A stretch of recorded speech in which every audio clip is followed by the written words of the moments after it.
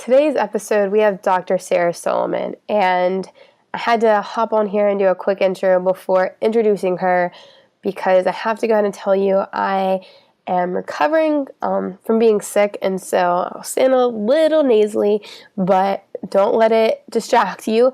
Definitely, you have so much to learn today, and I'm so excited to bring her here. So get excited and welcome Dr. Sara Solomon. Hello, family. Welcome back to another episode of Living Beyond with Hope. I am so excited to have you back here and excited today because we have an interview. And I love interviews because it allows us to see not only the story and how they are living beyond now, but to understand the tools and resources they use to be someone that can live the life they love. Because of that, today's episode is brought to you by audible.com, where you can get a free audiobook download. So perhaps if there's a book mentioned today that you would like to get your hands on, as well as a 30-day free trial at www.audibletrial.com/LBWH for Living Beyond with Hope. With over 180,000 titles to choose from for your iPhone, Android, Kindle, or MP3 player, you can continue to learn and live beyond your diagnosis or label. Now, let's dive into today's episode. You're listening to Living Beyond with Hope. Hey, that's me. Welcome to the podcast. This podcast is meant to help you realize you're more than a label, and you too can create a life you love despite it. Each week, we bring you tips and inspiring messages to help you take the positive steps in your health that will allow you to live beyond. Now sit back, relax, meal prep, or take a walk as you dig into today's topic with your host, a gal living her life to the fullest with type 1 diabetes, Hope Mangiafico.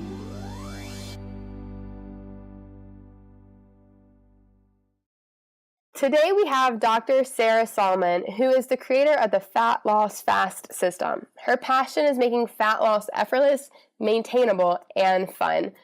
Sara earned both a DMD, or a Doctor of Medical Dentistry, and a BSc in Physical Therapy from McGill University. She is also a TeamBodybuilding.com and BSN athlete, and I just found out that she is also a CrossFit Level 1 trainer and gymnast. So a lot of you guys know that I'm into fitness, but she takes us to a whole nother level. This NASM fitness nutrition specialist also completed her ACE personal training, Mad Dog spinning, and Body Lead jump rope certification. Sara is known around the world for her jump rope skills and her signature pink Buddy Lead jump rope. She motivates countless fans with her high-intensity home and gym workouts, her straightforward intermittent fasting and flexible dieting practices, and her yummy, cheat, clean recipes. Just simple to say that there is a lot this girl can do and teach us, so super excited to invite Dr. Sara Solomon to today's show. What's up, girl? Hi, Hope. Thank you so much for having me, and that intro was dank. Was it? So, disclaimer, I'm so excited. I hope you start using that term all day, every day. So, dank is something that I just taught Sara, and some of you guys might not even know, but if you ever want to feel cool, use the word dank in any conversation, and you make it eyebrows raised at you, but hey, you're catching people's attention. So, that just made me feel great that you just used that. I like people who make up their own words.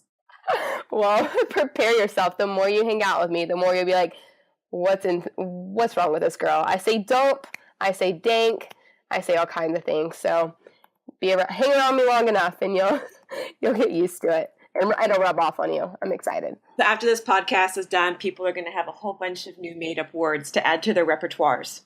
Yeah, yes, exactly. And I feel like you're one of the first interviewees that I've had that would totally embrace my goofy self, which I'm really excited about because I have a goofy side and it doesn't always come out, but I feel like it's going to come out with you, so I'm excited. Well, now that you said that, I'm just going to let my hair down and be myself.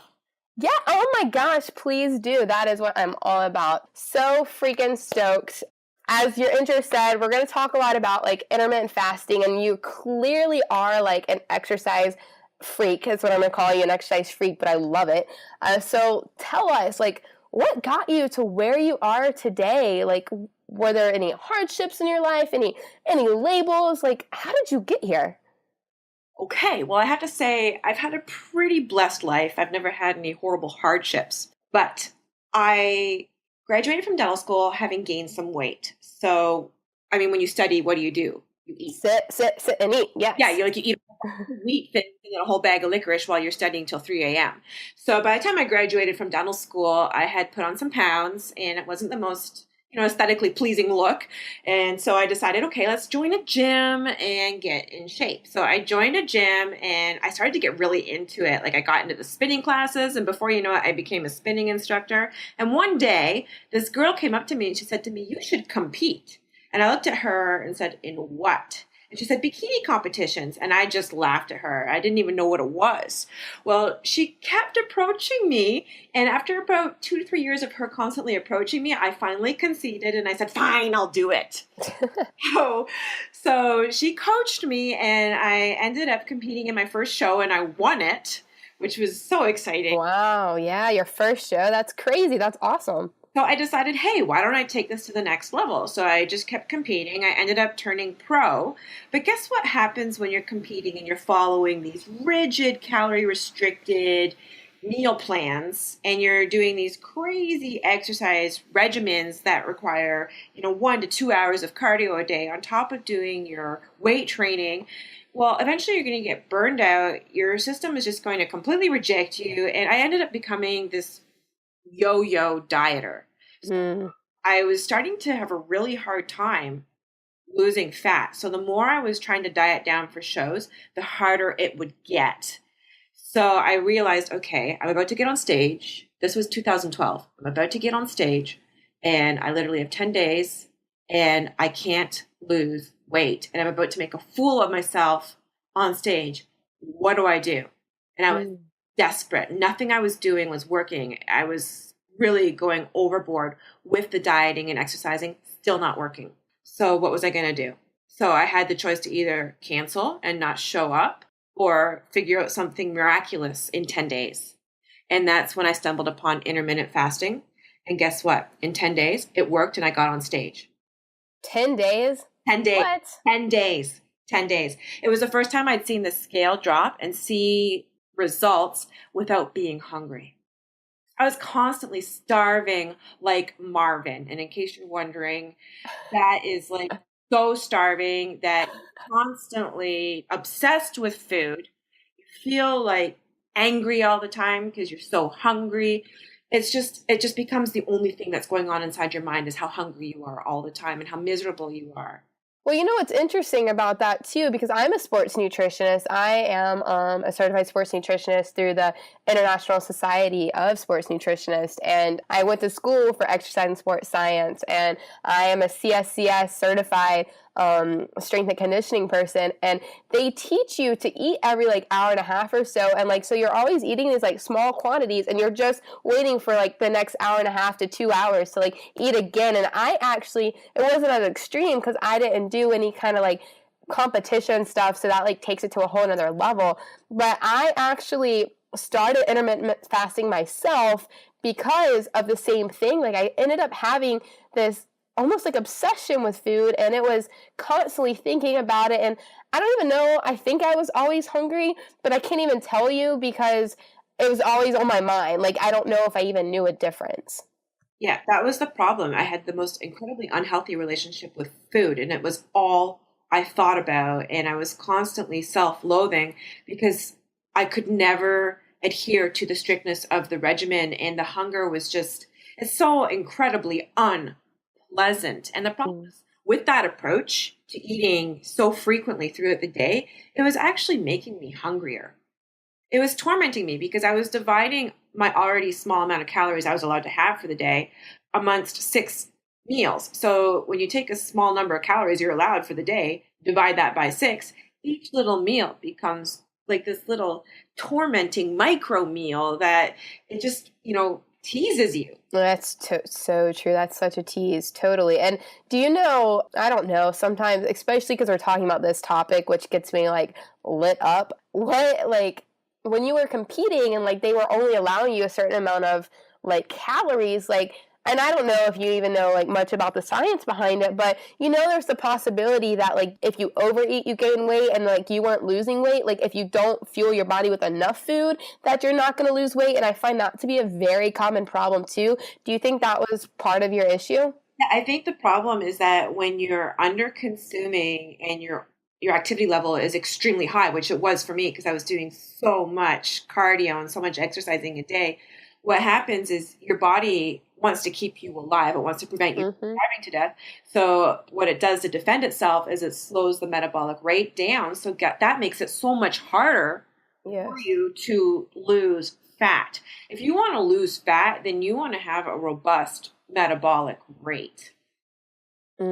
Absolutely. And what I eat a lot of fat in general, and that literally helped me lose fat, is eating fat while I was intermittent fasting too. Like it's so interesting, and I'm not going to go down that path, but it's so interesting how some of the things that we were always taught, just like they don't tell you the other end, that's actually more of a truth that will support you and help you get to your goals faster and better and be more effective. Well, I didn't realize I was sabotaging myself. I was making it more challenging to shed fat. I was making it easier for me to store fat. So what I like about intermittent fasting is that instead of being so fixated on, oh, my metabolism's too slow, or, oh, I need to have a faster metabolism, instead of worrying about that, what fasting does for everybody is that it gives you a fat burning metabolism. Because as long as you're not eating, you're fasting for a certain amount of time, during that time, you're burning fat. So that's why I tell people not to get hung up on, oh, my metabolism sucks. No, just focus on fasting, because then you're going to have a fat burning metabolism, and that's what you want. Well, tell me this. Tell me how you answer this question. And I feel like I'm already jumping, but we're just going to go ahead and jump, and then we'll figure out how you went about learning about intermittent fasting. But one thing that I always learned was that, you wake up, breakfast is the most important meal, and everyone says that if you skip breakfast, it would slow down your metabolism. And now that I have done intermittent fasting too, like it's like, holy smokes, that's not true. How do you address that with people? Well, I tell people, you know what, breakfast actually is the most important meal of the day. It's breaking your fast. I just happen to break my fast and eat my breakfast at 5 p.m. You don't have to do it at 5 p.m. I'm the kind of person who enjoys a 20-hour fast, but a lot of people want to do just a 16-hour fast, so they would break their fast around noon or 11 o'clock in the morning. So you can still have your breakfast. You just push it back and eat it later in the day. Oh my God, I love that. That totally makes sense too, while people use, breakfast is breaking a fast. I actually never thought about it that way, Sarah. I like that. Isn't that cute? I like that. Yes. Oh my gosh, that's amazing. Okay, well that just answered that question for me as well. That's perfect. So, how did you go about, like clearly you have so much knowledge in this area. How did you go about learning about all this? As you know, 10 days before the show, I was panicked. And by the way, panicking doesn't help you lose fat. If you stress yourself out over it, your cortisol levels go up, and then it just makes it even harder for you to lose fat. So the best advice I can give everybody before doing anything is to just chill. Yes. Out, and you're going to do better with everything in life if you can just chill out. I love it. It's simple. It really is just not that easy to do, but the concept is really simple. Do you have recommendations on how people can just chill out? Chill out. You know what? It's going to be different things for different people. I mean, I like doing arts and crafts. It helps me chill out. I like being around my cat. That helps me chill out. Pet therapy. Friends and friends. Stretching, foam rolling, maybe going in the sauna, maybe having a massage. I mean, whatever, creams your corn, it's going to be different for everybody. But realizing that whatever is upsetting you today, chances are it won't be bothering you 3 weeks from now, 3 years from now. So think about that. Put it in perspective. Totally. I like that. Okay, perfect. So you were stressing out. It was a hot mess. You had 10 days. At 10 days. What's really funny is that I love how my family always gives me advice in these circumstances. And I never considered them to be healthy because they don't eat healthy. They don't exercise. But the interesting thing is that my sister is super skinny. She's 5'10" and 116 pounds. She's had 2 kids. She's 40 years old, and she eats whatever she wants. But she was always the person who skipped breakfast. And my dad skips breakfast too. And I was always telling both of them, you guys are so unhealthy. You're not having breakfast. It's the important meal of the day. But yet both of them were able to maintain their weight and get away with eating whatever they wanted. So my dad always said to me, Sarah, don't do what everybody else is doing. Do the opposite. Whoa, interesting. Oh my gosh. I thought to myself, maybe these people are onto something. Because I just assumed maybe that I got the bad genes in the family. Right, that's so many people do that. That's so common. Oh my gosh. You know, I'm bad genes. Like, there's no denying that I am an endomorph and my sister is an ectomorph. I get that. But my sister's like, maybe your approach is absolutely ridiculous to do that ever occur to you. She's like, who are these people telling you these meal plans and stuff? Are these people experts? Like, she's like, where are they getting this information from? So I started Google searching all this stuff and I was looking it all up and I'm like, wait a minute. I started finding all this information on fasting. I'm like, this is very fascinating. So I read through it all and the very next day I decided I'm going to fast until noon. And I was so scared that I was going to faint and die. So I warned my mom and dad that I was doing it. And noon rolled around and I did my workout, fasted, and I didn't die. Noon rolled around and I actually wasn't hungry. I'm like, this is so bizarre. This is the first time in my life I've not been hungry. So I'm like, you know what? Why don't I just push it back? You know what? I didn't eat until 5 p.m. that day, my very first fast, because I wasn't 5 p.m. Fasting has a suppressive effect on your hunger. So believe it or not, I did this for the 10 days and I dropped 10 pounds, crazy, and got on stage and looked great. That's insane. But I totally get that. And what's super interesting too is you said you were like doing your workout fasted, which, you know, a lot of people on here have diabetes or like something that makes it a little more challenging. And I have type 1 and it's, you know, it's a different situation. But what I noticed too, which this might be too sciencey for people or a little scary, but you know, when you fast, what I love is, you know, you and I connected because I told you, like, I knew who you were and I was like, hey, Sarah, so I have type 1 diabetes and I actually do intermittent fasting, and you like almost freaked out, and that's how we kind of started talking. But like what I notice is if I wake up and I'm fasting and my body's running off ketones because there's not all this carbs and crap floating in my body and it's just running off fat, which is ketones, I can work out and my blood sugars are actually really great. And for whatever reason, when I tend to work out fasted, I actually am less hungry, which is funny because if I work out when I'm not in a fasted state, I actually, like, I want to eat the house after I work out. It's very interesting. That's interesting to hear that. For me, I like to work out fasted because if you tell me, oh, you have to have a protein shake before you work out, I always am that person who throws up. Working out in a fed state makes me feel sick. It makes me feel nauseous. Which is interesting too, because a lot of people feel nauseous when they work out on an empty stomach. Interesting. And what's also interesting is I always noticed in dental school that I would always force breakfast down on my way walking to school. And by the time I get into the class, I would be sweating and there were many times I'd have to run out and throw up. What? Just can't handle eating breakfast, especially if I'm waking up early in the morning and haven't had a ton of sleep. I always throw it up. Breakfast for me makes me feel nauseous. And that happens. That happens. A lot of people out there who are probably listening right now, like, yeah, eating breakfast, I feel like I'm forcing it in and it makes me feel gross after. Huh. And what's also interesting is that then I would eat it and I would either A, feel hungrier after or nauseous. Yes, hungrier after breakfast. And there's a scientific reason why that happens, especially for women. Do you know why? Tell me, sister. It's because when we get out of bed in the morning, our body releases cortisol because that's your kickstart to like, oh crap, we're starting the day. It better be. So what happens is if you eat breakfast right when this huge spike in your cortisol happens in the morning, what that does is it enhances the spike of insulin when you eat breakfast. So this insulin surge is like crazy through the roof. And guess what happens after you have this massive spike in your insulin? Boom, it comes crashing down. Right. Hungrier than a hostage in a holdup. So that's what would happen to me as well. So I was like, why did I just eat breakfast? And I seriously could eat 3 more breakfasts right now. That's interesting. Do you think that would happen no matter what you ate for breakfast?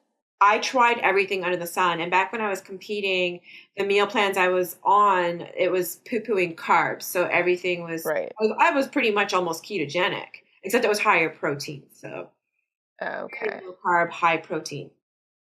Huh. Interesting. Interesting. Yeah, I'm closer to ketogenic, but I don't do high protein. I like swim in fats all day long.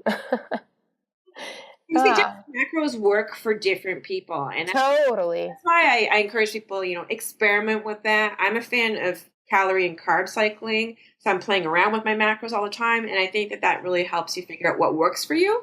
Mm. And I think also just constantly changing it too, it really just keeps your body guessing and you can maintain your results better. That's just like what I learned about exercise is like if you keep mixing it up and like as a personal trainer when I had clients all the time, people loved me because they never knew what their workout was going to be because I told them I always ensured them their workouts would never be the same because if they were, it's like muscle memory and then you stop seeing results. So like with all of the stuff that you do related to CrossFit and now gymnastics and jump roping and HIIT training, like your body is always going to be seeing results and it's the same way when it comes to eating for sure. Yeah, I think it's also very important to document what you're doing with your fitness because that way you can assess what you're doing and you can ensure that you're always doing something different. It's I agree. with fitness for us to want to constantly do the same thing over and over again and to always do the things that we're good at. And I think that if you want to become fitter, it's really important not to cherry pick and force yourself to do the things that you actually hate because that's how you become fitter. The things you hate. So do you hate jump roping? I don't hate it, but I make a point not to do it as often as other cardio styles that I hate. And if I am jumping rope with double unders, because I don't want to get efficient.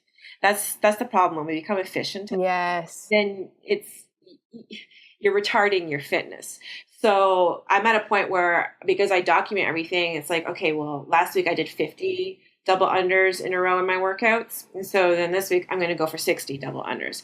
So that's where you always want to be documenting so that you can increase your fitness. I agree with that 1,000%. Even if you love something like, runners, I'm not a runner, but like they have such a hard time changing things up, but like they get efficient with running. And so if they could like incorporate more things, they'd be so much better off. I totally agree. And it's important to try different things too. Like I call it, getting good at as many different types of fitness as possible. So whether that's running, swimming, jump rope, whatever blows your skirt up. So you're getting fit across different modal domains and Uh-huh. across different time periods. So, one day you might go for a long distance run. The next day you might be doing short sprints. Yes. So I think that, people want to poo-poo different styles of training. And I say, don't poo-poo any style of training. Just do it all. I agree. Even though I don't like to run, I still do running every now and again. You just won't see me do it every day. Exactly. Oh, that's awesome. So tell me, how has intermittent fasting, well, obviously it's helped you and that helped in that initial journey and still today you're still doing it. How has it helped others and like what are the different types of people you've seen this help with? Okay. I've been doing it since 2012 and I first launched my fat loss fast system in late 2012, early 2013 I launched it. And at first when I launched it, it was so poo-pooed by the fitness industry, especially people who compete.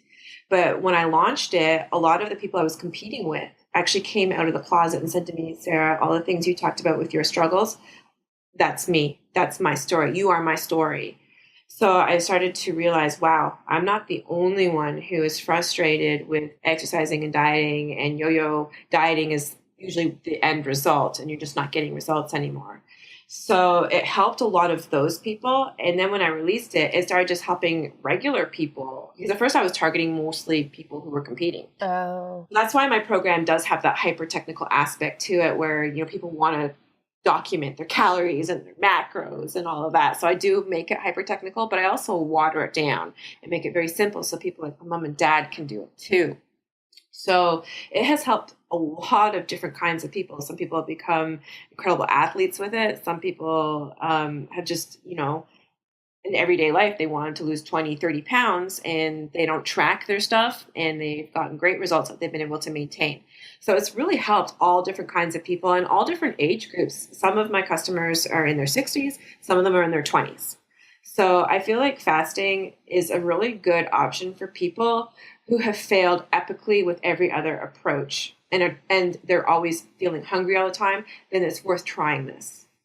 Does anyone in your family do it? Now, I know that your mom and you like are pretty close and hang out. Does she do intermittent fasting? Everybody in my family does it. My sister has done it my whole life. Right. My dad has done it his whole life, but there was never a name for it back then. Yes. We called those people unhealthy. Crazy, right, totally. Okay, they were breakfast skippers. That's unhealthy.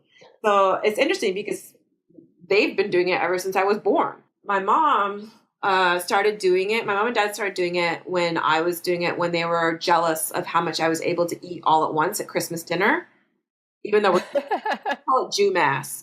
So they were jealous of that. And so they were like, well, maybe we should start this. So, or my mom did anyway, and she made my dad do it more strictly. They actually moved to 20 and 4. Really? They do the 20-hour fast and eat in a 4-hour window just like me. My brother-in-law was jealous, so he started doing it too. So it's interesting. They're still doing it. They've been doing it for years, and they've all lost weight and maintained it. That's well, really except for she's always, I think she has a tapeworm. She's always skinny. That's hilarious. That's so funny. Well, clearly this stuff works, and it's interesting that like you've had helped so many other people have success, as well as like your family's always done it. And I guess this is kind of actually not even a question I was thinking of asking until now, but have you ever had people that you were, doing your programs and like they've had a hard time? Like, did they have to do it kind of slowly, like transitionally? Because it sounds like everyone so far, at least in your family, like it's not a challenge for them, but do you ever find people that kind of struggle with it?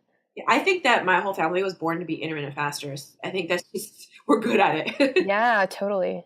Yes. Now, everybody on their journey is a snowflake. We're all unique. We have our own unique journeys with it. So for whatever reason, I can fast. Sometimes I can fast for like, I don't even realize it. I get really busy. So sometimes like I forget to eat. My longest fast, I think, was 42 hours. What? How do you forget that long? That's crazy, Sarah. That's crazy. I did that once as an experiment. I'm like, how long can I go? By the 42nd hour, I'm like, maybe I should eat now. And I wasn't hungry because it has such a suppressive effect on your hunger. And I like to do that once a year, a really long fast, just because of the benefits it has for your immune. So many, but I actually wanted to ask you about that too, but we'll let you finish explaining the snowflake concept. Yes, but other people, I mean, obviously I did 20 hours the first time, no sweat. Other people, not going to happen. They're going to have to slowly increase the duration of their fast over time. So they might start, the first day doing a 13 or 14-hour fast.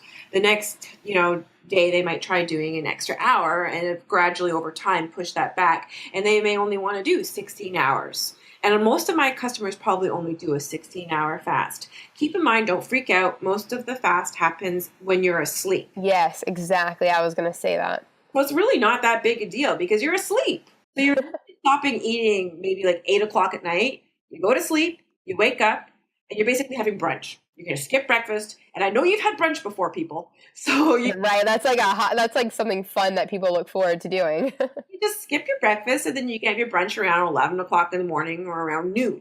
No big deal. It's really not a big deal. Again, a lot of people just get anxiety because they're like, oh, I'm supposed to eat and I'm not eating. The other reason why it's harder for people, some people compared to other people, is that if you're constantly eating all the time, you're pumping carbs in your body all the time, you basically trained your body to shut off its endogenous glucose production because, well, you just keep shoving it into your mouth. So why does your body need to do that? Your body's like lazy because you always do it for the body. So at first you have to kind of train your body to get used to this concept. And then your body is going to start making its own glucose.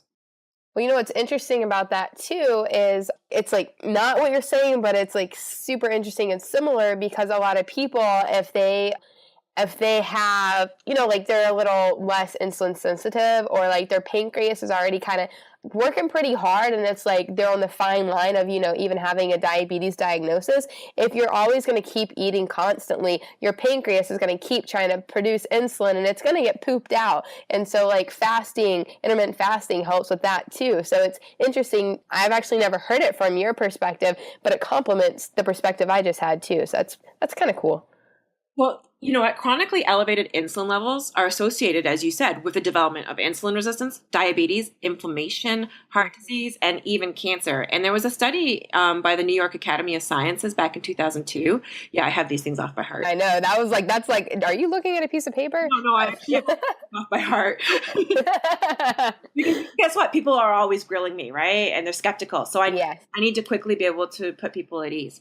So what they established, they put out a report stating that all-day grazing increases your risk of developing type 2 diabetes, heart disease, and stroke. So it turns out that the very way that I was being taught to eat to be healthier was actually making me unhealthy. Totally. And I that's how I learned in undergrad. And that's what I taught people too. Like I taught people to eat this way because it was in all the textbooks. But you know what? That's also why I was hungry all the time. Right. Totally. So that's why when you fast, it suppresses your appetite. But if you eat all the time, then every 2 to 3 hours, you're training your body to get hungry again every 2 to 3 hours because your body's relying on you to put that glucose into your mouth. So, what's interesting too is I'm actually more and more research is, thank goodness, supporting you, Sarah. Like it's becoming a more popular thing. But do you have any insight or any studies off, the top of the membrane related to like lab results or just overall? Like obviously we're talking about, diabetes and strokes and things like that. But when it comes to like cholesterol and like all that stuff. Oh, yes. I mean, there's just so many human health benefits of intermittent fasting. So first of all, I do remember all this information, and you know why? Because I'm fasted right now. And you're so smart. Yeah, exactly.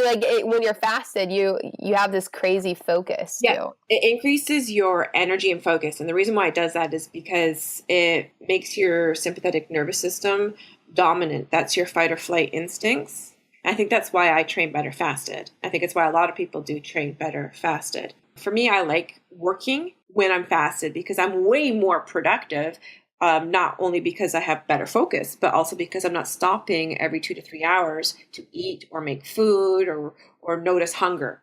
So that's really awesome for me. I think that busy people should fast. I think they make the best fasters and they end up becoming more productive and successful as a result of fasting. And when you're busy, you don't notice if you're hungry or not. And I didn't answer the question, so let me get back to that. I'm just listening. I'm glad you remembered that you didn't answer.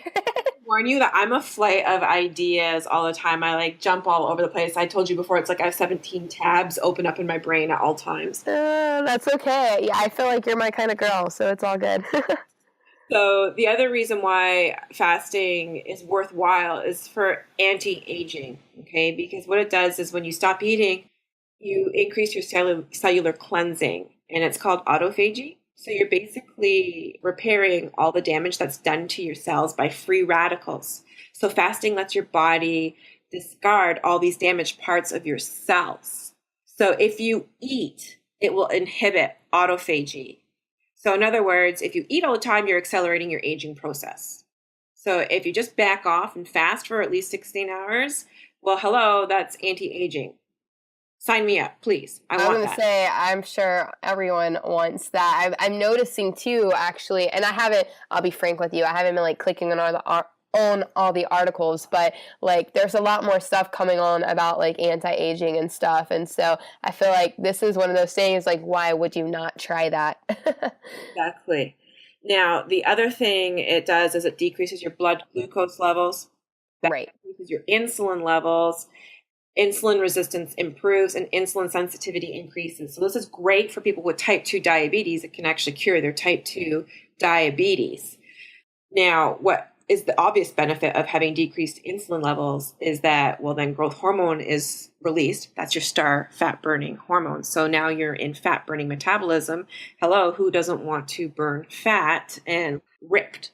Right, totally. I agree with that. And I will say what I love about intermittent fasting is before I break my fast. Like, so I wake up in the mornings, and like if I wake up at a good number, I know because of how intermittent fasting works, my number is going to stay good until I break it. And like there's no like guessing, and like I know that I'm benefiting my body in so many ways. And I hate that it took me having diabetes for, I mean, I guess not, because I was a kid when I first was diagnosed, but like it took me so long to even recognize that it gave me more control over my health condition. Yeah. Yeah. You know, when I first started doing the fasting, I got a glucometer. And That's amazing. I asked myself to see what was going on, like when I was working out, after I was working out, like, am I going to faint, blah, blah, blah. And everything was within normal limits. And you know why? Because my pancreas works. It releases glucagon, and glucagon tells your liver, yo, let's break apart the glycogen stored in here and, make sure that the blood sugar levels are staying within normal limits. And if I run out of glycogen in my liver, guess what? Ooh, yay, I'm going to start burning my fat for fuel. Yep. Hello, sign me up for that. True. I love it. That's amazing. So what would you say is one thing and that you could confidently say is key to success when exercising or intermittent fasting or being healthy? And I guess it's up to you how you want to answer this. It could be one thing for exercising, one thing for intermittent fasting, or you just have like one massive key for someone to be successful. Okay. I believe with all of this, you have to really ask yourself what your goal is and what your why is. I really think that if you make it all about the way you look, it's not going to work out for you in the long run. Amen. I love that. I'm such a like, what's your why? What's your purpose? Like, it's got to be bigger than this thing on the exterior. So I love that. So when I changed my mindset so that everything was about improving my performance and my fitness and making it all about making myself have this buffer of health. So that way I'm going to be a very mobile and functional person well into my 60s, 70s, 80s, and 90s. I don't want to be that person with the four-wheeled walker. So knowing that I have this buffer, that's what's making it more important for me. And by setting goals, so whether that's, okay, I want to be able to do 10 pull-ups by December. I want to be able to do the splits by November. So by setting these different goals, now my training is becoming performance-based. I'm not doing something because it's something I'm checking off a box of things that I have to do every single day, and it makes me miserable, and it's like Groundhog Day. No. I know what it is I want to achieve, and I then break it down into scalable things that I know that I can really get good at, and then progressively get closer to my goals. The whole idea is that you want to improve your fitness. So you have to measure it. If you don't measure it, you can't improve it. Right. Totally. That's my opinion on fitness. Set yourself some goals. I think it's good to have a sport as well. Mm-hmm. So that's my take on fitness. My take on the fasting. What would be the secret to success? Yeah. I would say the secret to success with it is don't overcomplicate it and just chill out about it. And if you just want to give it a whirl, then do have a more laid back approach to it. And then when you get comfortable with that, if you're looking to really, get ripped, if that is something you want, then I would say, again, you have to measure it. That means you're going to have to document your calories and your macros and assess your body fat and obviously get really hyper technical with it. But otherwise, I'd say don't stress out about it. You don't have to fast every day of the week. My parents don't, and they still get results. So realize that life does come first. There's going to be birthday parties. There's going to be holidays. So I wouldn't get too hung up on it. I really recommend the 80-20 rule. I think that, 80% of what you put into your body should be good, sound nutrition because, well, if you piss into your fuel tank, you're not going to do very well in life. But if you put good quality fuel into your body, you're going to perform better for years to come. So just common sense here. Make good food choices 80% of the time. 20% of the time, you have to live. Yeah, and I agree with that. And I really appreciate that insight too, because one thing that people know how like I always ate and people didn't think I had a balance. Like I was like, oh, I think I came across very extreme, but I'm kind of maybe like when you were competing, like I wasn't like that, but I was very healthy and like I was always trying to eat healthy foods. And then like thankfully my husband kind of taught me to like, hey Hope, like let's live here, like it's okay, like it's not gonna ruin you. And we finally kind of had that balance and like you're much more at peace and then you're going to have more success when you discover some balance in your life. Exactly. And I think it's important that you do experiments all the time. You need to experiment with different things in order to constantly evolve, because who you are today is not who you are tomorrow. So you really need to do your own experiments. So that means trying different foods, trying different macros, different calories, different fitness modalities. And I think that you need to be open-minded to that. You can't do the same thing all the time and expect to get results. Yes, absolutely. I agree with that 1,000%. Is there any particular resources, and I know you've got some of your very own, which is super exciting, that you would recommend for someone, especially when they're just starting out on this health journey and, you know, maybe want to like become a little bit more familiar with it and learn a little bit more and, you know, ease into it or just, I don't know, open up the book of opportunity? Okay, so if you're interested in my fat loss fast system about intermittent fasting, flexible dieting, and home workouts, then you can go to the fatlossfastsystem.com, and you can also just head over to my website, drsarasolomon.com. If you really want to learn a ton about intermittent fasting, then I recommend the high priest of intermittent fasting, Martin Burkhan, and his website is leangains.com. And if you want to learn more about how to go about improving your fitness, I strongly recommend going to the CrossFit website. CrossFit website. You're going to scare people. They have so much amazing information on their website. Their whole philosophy of fitness is so logical. Right. Makes sense. I thoroughly enjoy doing those types of moves. I do them at home, actually. I'm not a part of a gym, but like what I like is if you actually look into CrossFit, that they do like the stuff looks so scary, but like there's a modification no matter what your age is and fitness level is. You know, I just started it about 3 months ago and I scaled everything. And it's incredible. I've made more progress in these 3.5 months than I did in all the years I've been working out, just doing very, very basic things. So you don't have to think right away that, oh, I need to be doing cleans and jerks Yes. and muscle ups. No, I can't do those things yet either, but I know I will eventually be able to do it because I'm following a methodical, progressive approach. Totally. I love that. And girl, when you can do a muscle up, send me a video, okay? That'll be incredible to see. That would be probably the most exciting thing. Probably burst into tears. I would too. Oh, that's hilarious. So, Fun to have a goal. See, I have a goal. yes. I want to be able to do a muscle up, which means I first need to be able to do 15 pull-ups and 15 ring dips. I'm working on pull-ups and ring dips. Yes, I think that little tidbit of information is perfect to share because I know that so many times there's like things that I want to do, and if I can't do it, I'm a little competitive, and I don't like to admit that because it makes me want to quit on some things. But if you are saying this and I'm saying it, hopefully it'll get through to people that like if you have a big goal, like it can be broken down into smaller things. And I'm so glad that that is exactly your approach for this because it gives people permission to say it's okay that I cannot do this right now. Yeah, I love that. And power to you, sister, because even ring dips are freaking hard. And just so you know, I'm using a rubber band to scale that even more.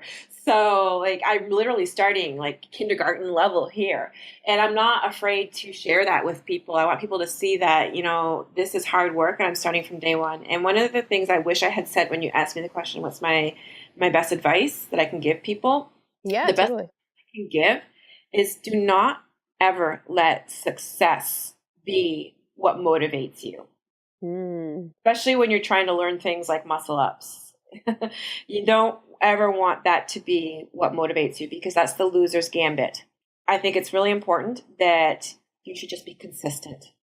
Consistency might be your key then, huh? That is the key. That has made me progress, because guess what? I've been trying to learn how to hold handstands.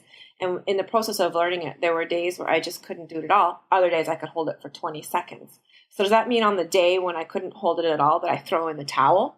No, I'm consistent. And by being consistent, now I'm consistently holding my handstands. And that's what motivates me. It's consistency, just showing up every day.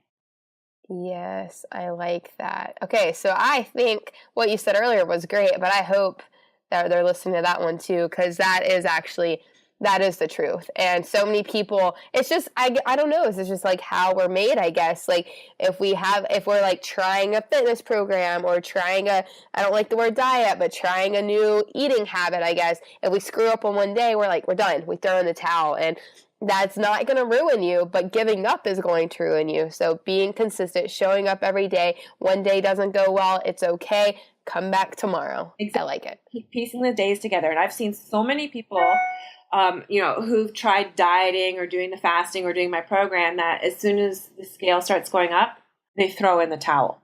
So you can't let success be your motivator. You can't have this attitude that the scale must go down every single day and stay motivated. You're having the attitude of a loser with that approach. Just keep piecing the days together and be consistent. I like it. And numbers aren't even always accurate either, which is a whole other topic. So, especially for like working out really hard. So that's great. I love that. So it is clear that since you have your own like Fat Loss Fast, that you are an entrepreneur just like myself, which is awesome. And I love your tidbit about working while fasted too, because I've noticed that as well. And you have this great like laser focus, and it's incredible. But since you just shared your resource, you also told me that you're kind of getting things all fixed up, and I'm so excited about it because I'm a little bit of a business nerd. So what exactly do you have in store? And let me know if there's anything I can help you with. I just started as a blogger online, just sharing my stuff. Oh, really? That's how I got my start. When I was competing, I just opened up a Facebook page and started posting little videos of what I was doing for my journey, because I thought my family might like to see it. And one thing led to another. Now there's like 600,000 people following it. Obviously, things have evolved a lot over the years, and I've learned so much just by getting feedback from people who follow me on what could make the system better. So I've been working on improving that to make it more organized, less confusing. So I'm really excited because I'm about to launch it. I call it redecorating. It's kind of like, you have that, nasty bathroom and you need to gut it and fix it up and make it nicer. Well, that's what I've done to my whole brand. So it's about to launch this September 2016, in case people are listening to this after the fact. Yes. So yeah, I'm really stoked because, as you know, Hope, when you're working on something, you have to neglect other things. So launches, I'm so stoked that I can start to focus on things I really have always wanted to do. And one thing I've wanted to do is, you already know. Well, it's great because maybe these people can help you do what you want to do. Tell them what I want to do.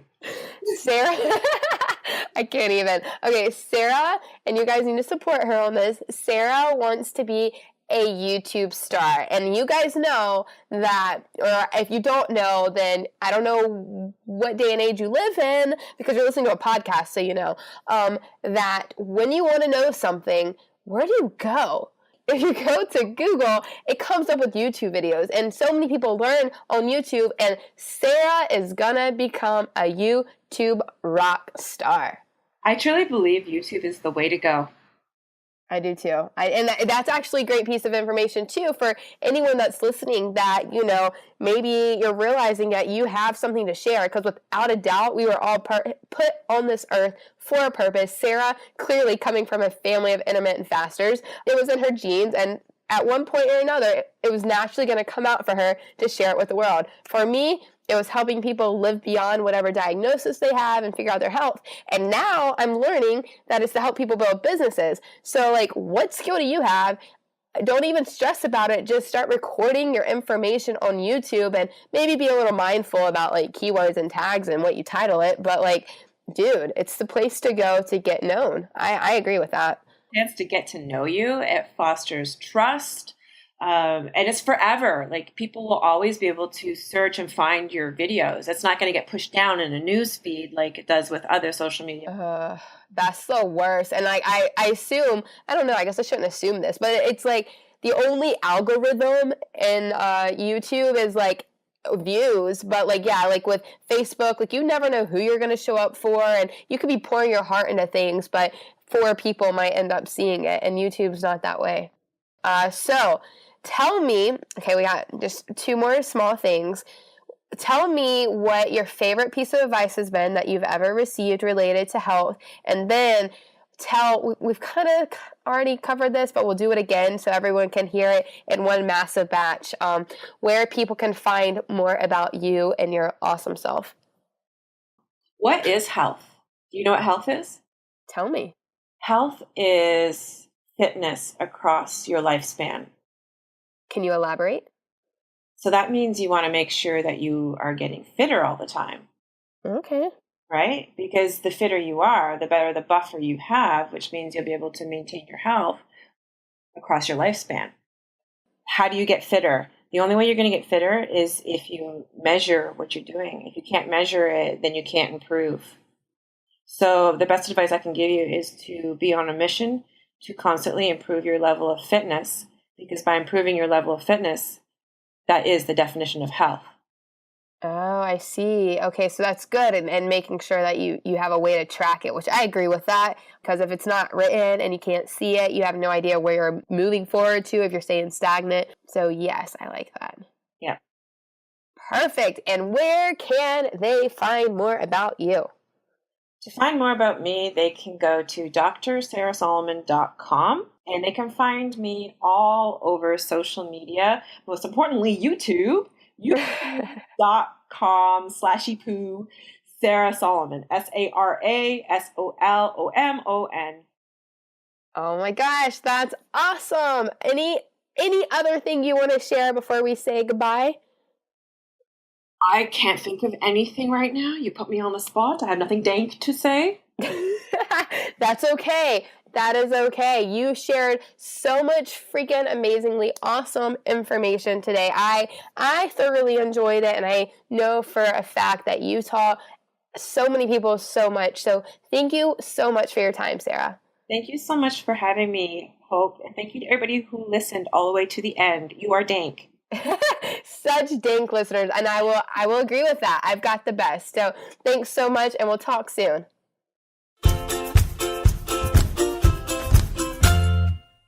Thank you so much for hanging out with me today. It means the world to me to be able to serve you and help you live beyond. If you found today's episode helpful or beneficial or share-worthy, I would love a review in iTunes. A review in iTunes allows me to know what was helpful and allows us together to continue to change lives and help other people live beyond their diagnosis or label. And if you did find this share worthy or helpful, be sure to subscribe to this podcast. If you're on an Apple device, you can go to the podcast app or the iTunes store and type in Living Beyond with Hope, and there you can subscribe or listen to other episodes. When you subscribe, this allows you to know when there's a new podcast release. If you're on an Android device, no worries, I got you. All you have to do is download the Stitcher app and search for Living Beyond with Hope there and subscribe there. You can also go to www.livingbeyondwithhope.com if you would like to listen to the episode again, if you would like to see the show notes and any links that were mentioned in this episode. Today's episode was also brought to you by my Living Beyond the Label audiobook. If you enjoyed this and you like hanging out with me in your ear, then you would love to get your hands on this audiobook. It helps us together strategize your best and most balanced life. If you want to learn more about it and to get your hands on the audio and the worksheets that go with it, you can go to www.mybalanceplan.com. The link is also in the show notes, and there you'll be able to start strategizing your best life. Have an amazing rest of your day, and remember to keep living beyond.